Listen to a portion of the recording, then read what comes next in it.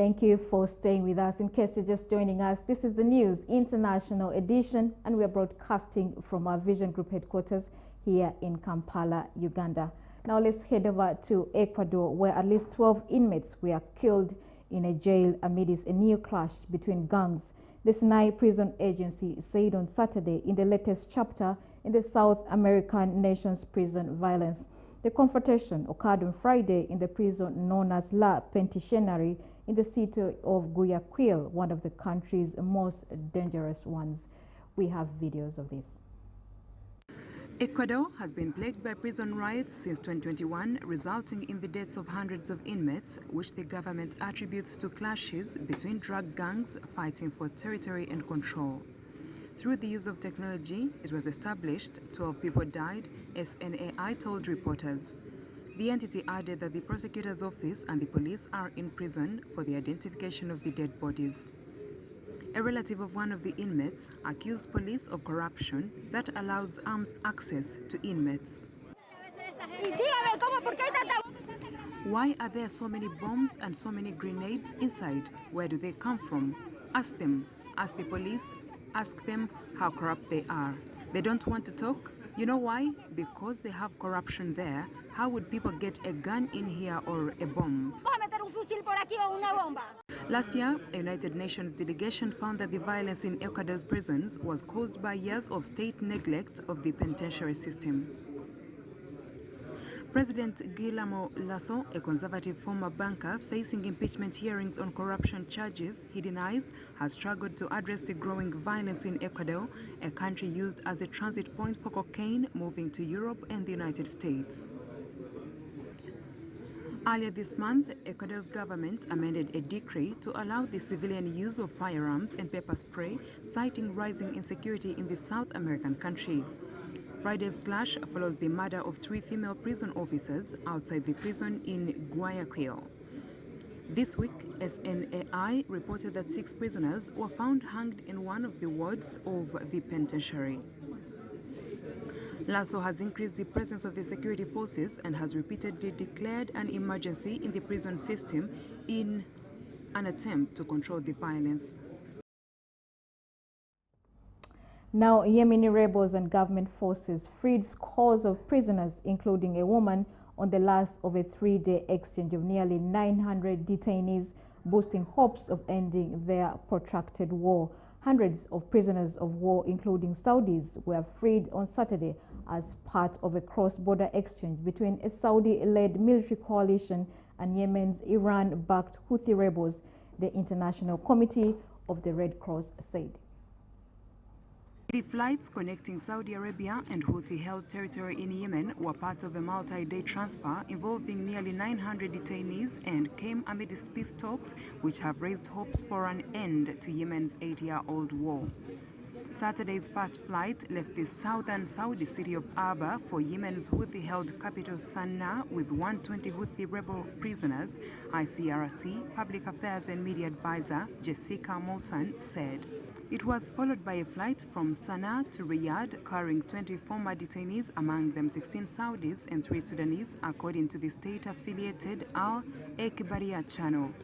Sudan is part of the Saudi-led coalition and has provided ground troops for the fighting. The released prisoners were filled with joy as they embarked on their flight. Detainee Abdallah Hashim, who spent 7.5 years in a Saudi prison, was embraced at Sana'a airport by his mother. It's the most beautiful day of our lives because we got out of captivity and now we are safely heading to our country and under the protection of the Red Cross.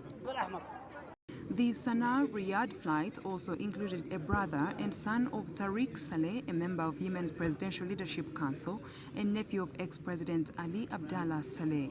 Other flights Saturday included a second Aba-Sana'a leg with 117 Houthis on board and 3 more carrying a combined 100 Houthis to Sana'a from the government-held Yemeni town of Mocha.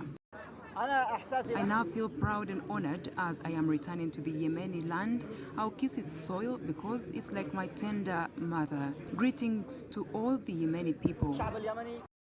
On Friday, 318 prisoners were transported between government-controlled Aden and Sana'a, reuniting with their families ahead of next week's Muslim holiday of Eid al-Fitr. The total number of prisoners of war on both sides is unknown. The ongoing exchange is a confidence-building measure coinciding with an intense diplomatic push to end Yemen's war, which has left hundreds of thousands dead from the fighting and knock-on effects like hunger and a lack of access to health care. Analysts say that 8 years after mobilizing a coalition to crush the Houthis, the Saudis have come to terms with the fact that this goal will not be met and are looking to wind down their military engagement.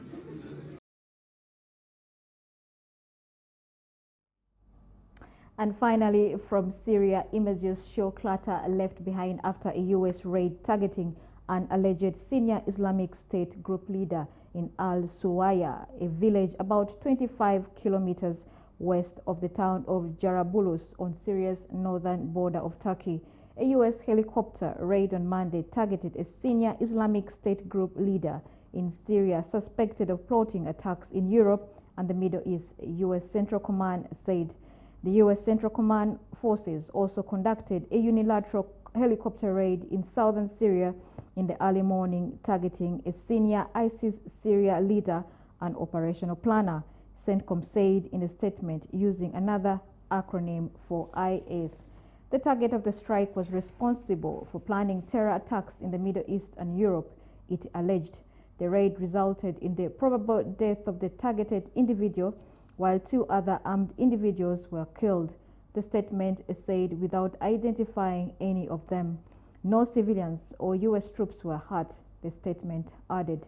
The Syrian Observatory for Human Rights said the strike targeted the building where an ISIS member was present in al-Suwada, a village about 25 kilometers west of the town of Jarabulus on Syria's northern border with Turkey.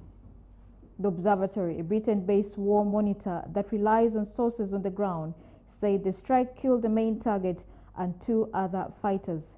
Local residents also told reporters that the man was killed as he was trying to flee and that his body was handed over to one of his brothers. A Turkish-backed rebel group deployed in the al-Suwayda area said in the statement that 2 of its fighters were killed after they went to the site of the raid. Many former ISIS militants joined pro-Turkish groups after the jihadists lost their last scraps of territory in Syria in March 2019, Observatory Chief Rami Abdel Rahman said. Earlier this month, the U.S. military said it had launched a strike in Syria, killing senior ISIS leader Khalid Aid al-Mand, who CENTCOM said was responsible for planning attacks in Turkey and Europe.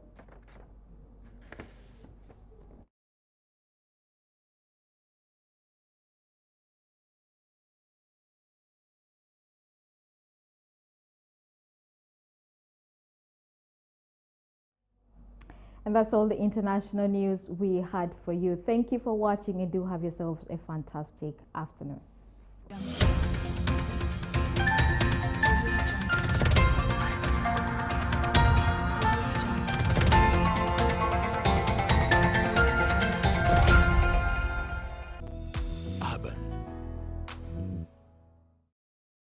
Brought to you by